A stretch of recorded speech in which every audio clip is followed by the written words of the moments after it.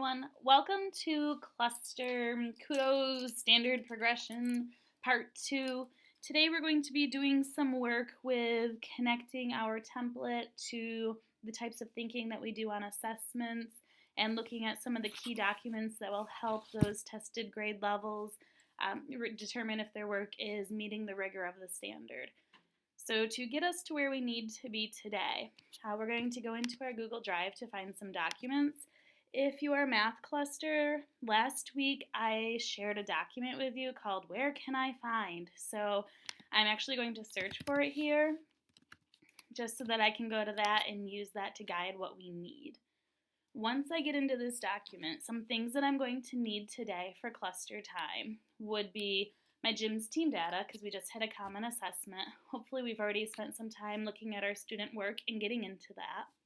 The other thing that I'm going to need today is going to be my ILEARN specification sheets. So I'm going to go to my 6th grade one and open that folder up.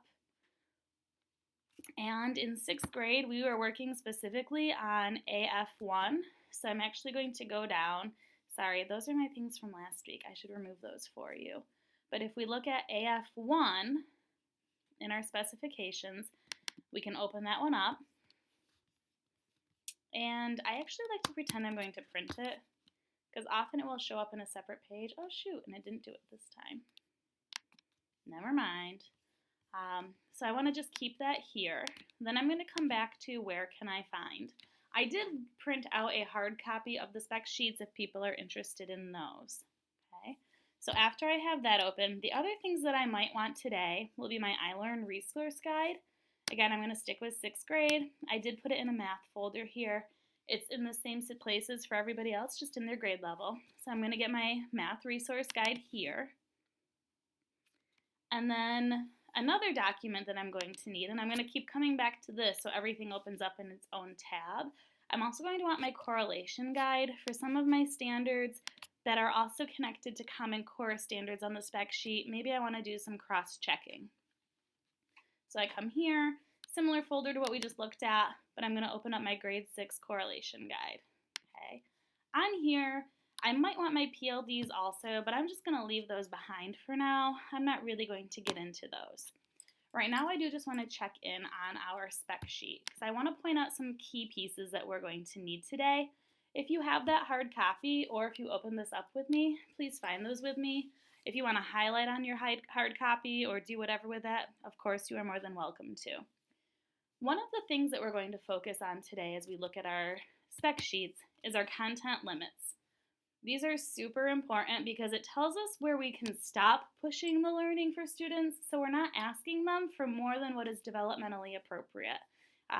This was a really huge awakening for me last year when I looked at these, because in 5th grade we were doing division, and it was interesting because we always did 5 by 2 digits and 6 by 2 digits, and when we saw the content limits, we realized, oh my gosh, we only have to go 4 by 2.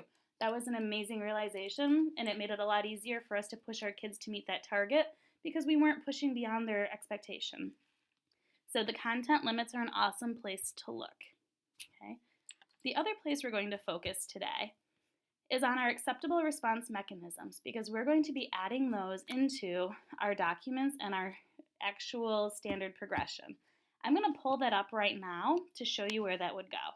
So now I'm going to come back to my Google Drive, and if I'm in math, we decided to keep all of your kudos in the kudos drive that was already created. So we don't have to keep finding them. Are they in GMS cluster? Are they in the kudos? They're in the same place they've always been. And now I always keep this right here. You see your quick access, what you just got into recently.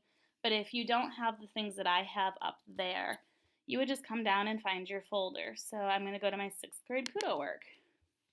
And I'm going to pull up my AF1.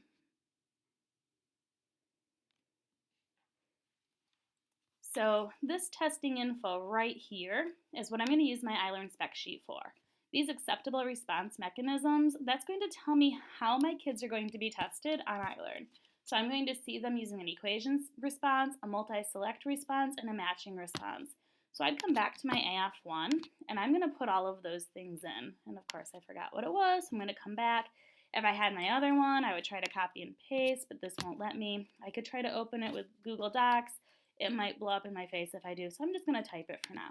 So I'd type in my equation response, and then I would also type in that it's going to be a multi-select response.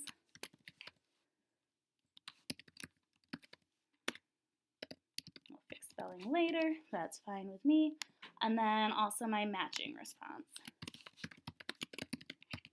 Okay, so that is some of my testing information that I'm going to be using for this time.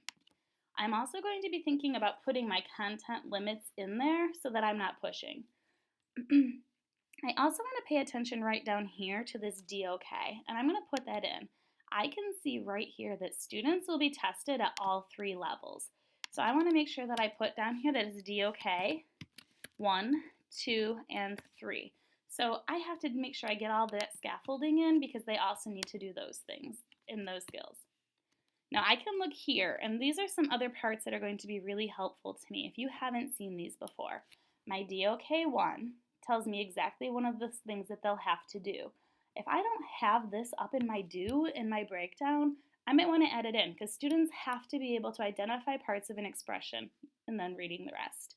I may also put up in there that these are some of the other things they have to be able to do.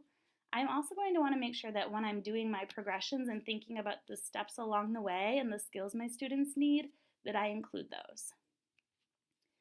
If I keep looking through, there are some other things too that refer back to that context again.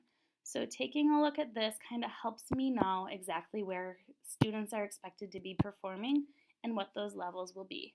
If things are too hard for students, I can look here for ideas to differentiate so that I can make it a little bit easier. And if I've got students who are nailing that objective, I can push them here and try to be a little bit more difficult by throwing in some of these things here.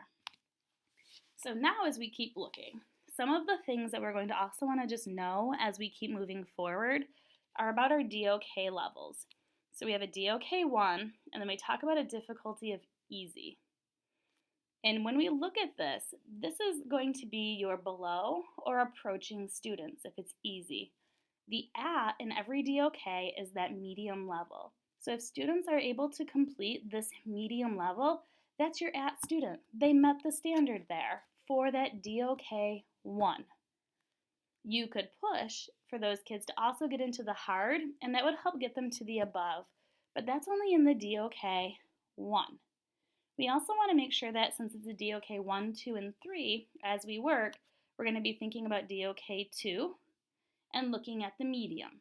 I want to really focus on that because that's grade level, and if kids are struggling, then I might think about how can I get them here into the easy work. And then again, keep looking. Oh, and this one stinks. It doesn't have a DOK 3, even though it says it's tested at a DOK 1, 2, and 3. Which means I know I'd have to do a little bit more research to really see what that level 3 would look like and just to see if there's any other documents that are out there since it does say that here. This is the resource that we want to use, and I just wanted to make sure that everyone had a basic understanding of the areas we want to focus on and what we can use to help us know what actual grade level standard work looks like when we use a spec sheet.